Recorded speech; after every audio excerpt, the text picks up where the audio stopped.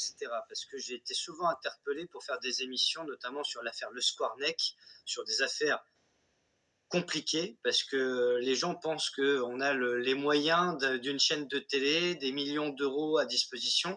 Non, moi je fais ça avec, c'est un côté MacGyver directement, c'est avec trois bouts de ficelle et puis on essaie de se débrouiller. Il faut savoir que il y a des émissions qui ne sont pas quasiment possibles à faire. En tout cas pour le moment, ça ne veut pas dire qu'on ne veut pas les faire.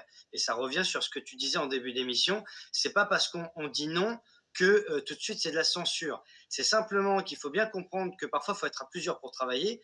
Autant sur nos confrères de Toxin, GPTV, Nexus, où ils sont 4 ou 5, il y a une équipe technique derrière, il y a des gens derrière.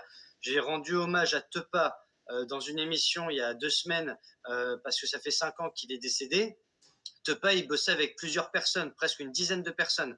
Nous, enfin moi à titre personnel, je bosse tout seul et c'est pas une blague. Je dis pas ça pour me valoriser ou quoi que ce soit. C'est que quand je suis tout seul, alors il y a les modérateurs qui sont pour l'émission, je ne les oublie pas, c'est durant le direct, mais quand je dis tout seul, c'est en amont, c'est-à-dire le travail d'investigation ou encore la lecture des ouvrages. Je ne fais pas lire les ouvrages par quelqu'un d'autre que moi, je tiens à les lire moi-même, je tiens à répondre moi-même aux messages, etc.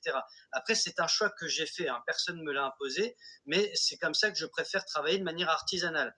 Néanmoins, il y a des émissions déjà à risque, il faut le savoir. Il y a des émissions, et ce sera ma prochaine question que je te poserai, c'est qu'il y a des émissions où parfois on est menacé, intimidé, on est emmerdé par des gens qui veulent vous empêcher de travailler, et ça arrive de plus en plus au fur et à mesure. On a de plus en plus d'échos, et pourtant nous, à nous deux, on n'a pas 200 000 abonnés, mais on a déjà parfois des soucis pour faire des émissions parce que ce sont des sujets sensibles, tabous, et puis on s'aperçoit aussi que parfois il y a des émissions où pour contacter les personnes concernées par le sujet, soit elles sont malades, soit elles ne veulent pas parler, soit elles sont plus de ce monde non plus, soit les trois à la fois.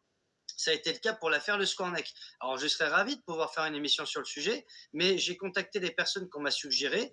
Soit elles sont injoignables, soit elles sont malades et elles n'ont pas envie de faire l'émission, soit c'est pour plus tard, c'est pendant quelques mois. Donc, encore une fois, ce n'est pas une volonté de censurer de ma part. Alors, pour les trolls qui n'ont que ça à foutre de faire des vidéos sur ma pomme ou sur la pomme des autres pour dire ouais, Bouvier, c'est un connard, etc. Déjà qu'ils aillent se faire foutre parce que je les emmerde déjà d'une part, et ça je peux leur dire en face s'ils le veulent, mais ça se passera devant les tribunaux cette fois, parce que moi je suis pas là pour me laisser intimider non plus, hein. Le harcèlement je sais ce que c'est, et croyez-moi que je ne me laisserai pas faire. Et ensuite deuxièmement, eh bien parce que ces gens-là, ils ont qu'à faire sur leurs vidéos, sur leur chaîne YouTube propre, au lieu de cracher à la gueule des autres qui essayent de travailler, eh bien, ils ont qu'à faire des émissions eux-mêmes et voir s'ils sont capables d'en faire, et surtout d'attirer du monde et de niveler vers le haut. Parce que moi, je leur envoie ce défi-là. Moi, personne ne m'a imposé un quelconque défi. Je me suis lancé dans les émissions vraiment par hasard.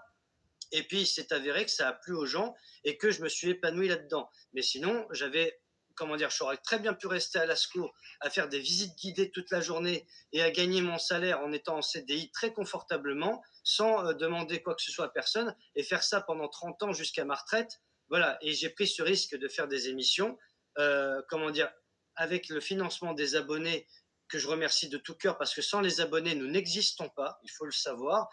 Moi, j'ai pas de subvention de Lagardère, du Kremlin ou de quoi que ce soit d'autre.